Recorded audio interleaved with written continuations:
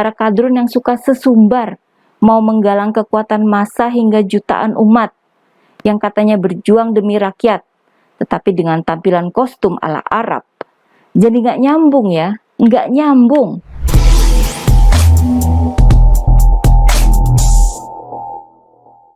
Hai guys, jumpa lagi dengan saya Nina Nur. Bersama-sama kita akan mengulik dunia politik dengan awas, waras, dan cerdas. Dalam dunia politik tanah air, kata reuni itu sangat identik dengan kadrun, yakni kegiatan para kadrun memperingati aksi 212 yang katanya dulu itu dihadiri oleh 7 juta umat. Walaupun ada perhitungan secara ilmiah yang membantah angka 7 juta itu, namun kita akhirnya mengiyakan sajalah mereka dengan klaimnya itu. Bisa jadi memang kita yang salah atau kita yang tidak bisa melihat ya. Angka 212 pun jadi angka keramat. Jadi angka sakti yang membedakan mana yang bakal masuk surga dan mana yang enggak. Seiring berjalannya waktu, angka itu pun ternoda oleh ulah berbagai individu umatnya sendiri. Antara lain, ada yang ternyata jadi pelaku kasus penipuan umroh, jadi pelaku kasus korupsi, dan yang terakhir, koperasi yang memakai nama 212 ternyata jadi salah satu penerima aliran dana hasil penggelapan yang dilakukan oleh Yayasan ACT. Entah karena banyak kasus itu ya, yang bikin acara reuni 212 makin gak rame, karena nama 212 sudah terdegradasi, atau sudah banyak kadrun yang akhirnya berhenti jadi kadrun, melihat hasil kerja Presiden Jokowi yang banyak manfaatnya buat rakyat. Acara reuni tahunan itu makin kesini makin sedikit pesertanya, apalagi di masa pandemi ini ya. Lawong sidangnya sang imam besar, Rizik Syihab, itu aja tidak bisa mendatangkan kembali 7 juta umat, yang sangat diharapkan kedatangannya untuk menunjukkan pembelaan umat terhadap Rizik. Bahkan acara reuni terakhir pada tahun lalu sempat kehilangan lokasi ya. Gak bisa di Monas karena masih ditutup, lalu pindah ke Bogor. Gak jadi di Bogor, lalu balik lagi ke Jakarta, dan akhirnya maksa di kawasan Patung Kuda, yang awalnya digembar-gemborkan bakal dihadiri oleh 7 juta umat. Karena katanya mau menuntut pembebasan Rizik. Ternyata, akhirnya hanya dihadiri oleh sekitar 500-an orang saja. Kemudian mungkin karena ada pelonggaran PPKM pada tahun ini ya, kelompok 212 ini sepertinya mulai terhimpun lagi mencapai ribuan orang. Terakhir mereka menggelar aksi 411 pada awal bulan ini ya. Tuntutan mereka kembali dibuat sangat politis, yakni minta Presiden Jokowi mundur. Saya nggak terlalu mengikuti lagi aksi-aksi berangka keramat ini ya. Di media televisi pun minim pemberitaan. Sorenya ketika sudah pada bubar ya udah selesai jadi berita. Presiden Jokowi saja waktu itu kan sudah berangkat ke Jawa Timur, urusan pekerjaan dong. Seakan menyentil masa 212 yang demo itu. Kok kayak orang nggak punya pekerjaan gitu ya. Pada hari kerja, pada jam kerja, kok malah demo. Usai demo 411 itu, kelompok 212 kembali merencanakan acara reuni 212 buat tahun ini. Di antara berita-berita soal KTT G20 dan koalisi Capres, terselip berita tentang rencana acara reuni 212. Agendanya dimulai dari acara salat tahajud, salat subuh, lalu salat Jumat, dan habis itu menggelar demo. Bahkan salah satu pentolan 212, Abdullah Heha Mahua, sudah sesumbar akan memimpin 500.000 massa. Mau langsung demo ke istana dan siap mati katanya. Nah, lucunya, lokasi acara reuni itu masih belum dipastikan apakah bisa di Monas, sedangkan gubernurnya kan sudah ganti ya, bukan Anies lagi. Bisa juga sih di Stadion JIS ya, tapi dengar-dengar sewa JIS itu kan mahal. Ya siapa tahu Anies mau menyumbang buat kelompok 212 ini kan, agar bisa reunian di Stadion JIS. Tapi jadi agak jauh sih kalau akhirnya mau demo ke istana.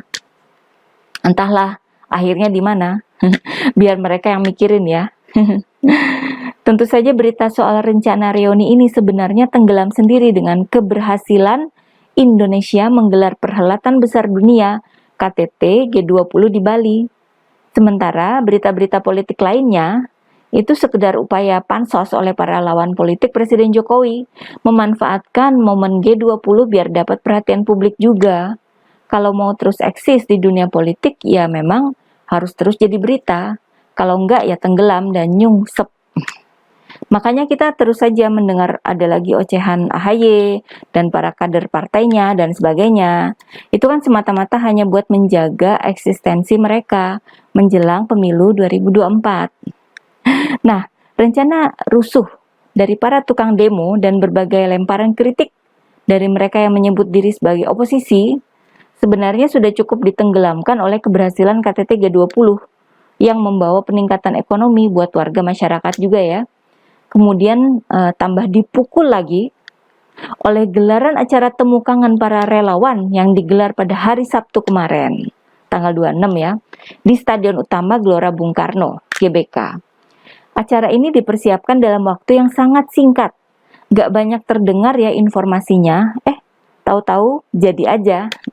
Acara yang bertajuk Gerakan Nusantara Bersatu itu digelar dalam rangka rasa syukur para relawan Jokowi atas kesuksesan penyelenggaraan KTT G20 di Bali. Sekalian temu kangen dengan Presiden Jokowi.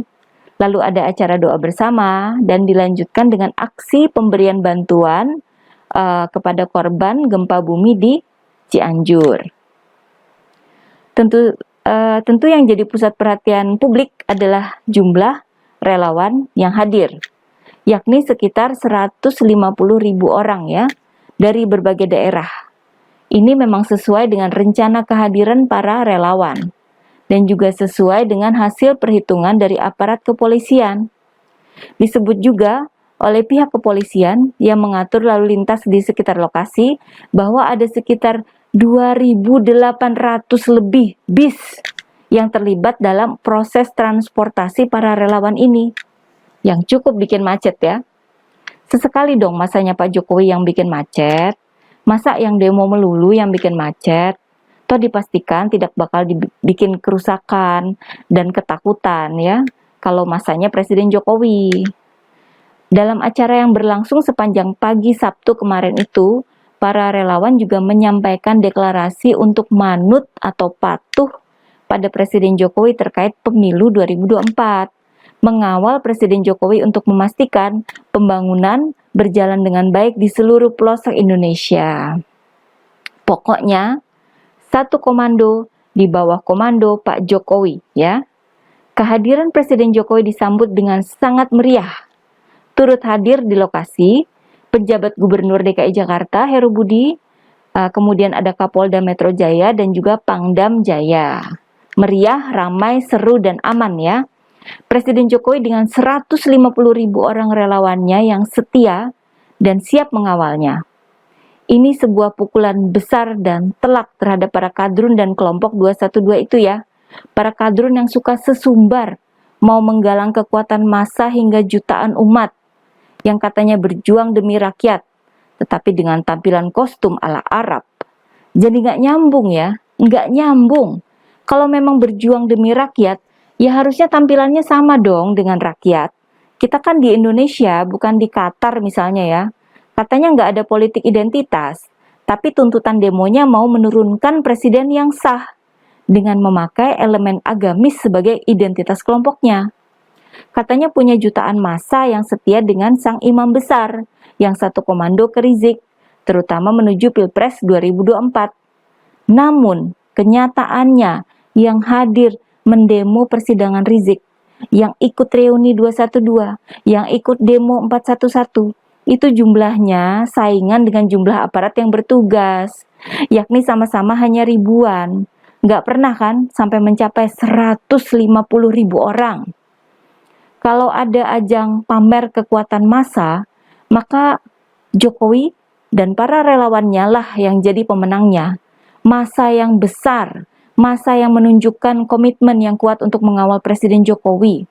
Massa yang loyal dengan keputusan Presiden Jokowi soal siapa yang bakal didukung dalam Pilpres 2024. Massa yang loyal terhadap eksistensi dan kemajuan NKRI. Nggak ada politik identitas di sini, nggak ada kegaduhan yang mengacaukan keamanan dan ketertiban, kayak demo-demo para kadrun. adanya adalah keberagaman yang bersatu, sama seperti prinsip Bhinneka Tunggal Ika. Dan semuanya bertujuan mulia buat bangsa dan negara ini. Gitu ya guys. Jangan lupa like-nya dan subscribe channel Siwar TV ya. Kura-kura emang juara.